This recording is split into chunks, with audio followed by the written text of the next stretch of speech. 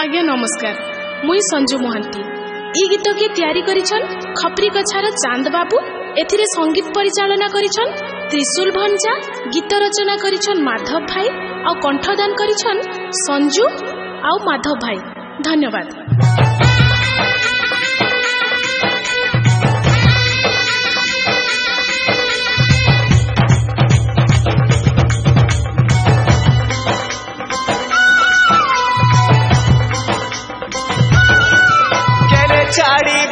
छाड़ी गल गो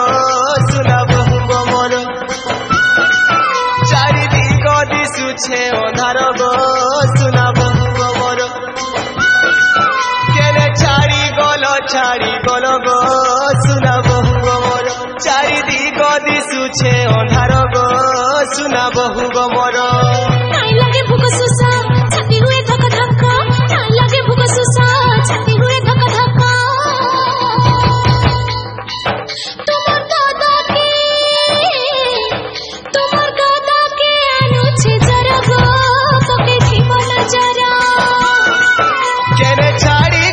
छाड़ी गल गो सुना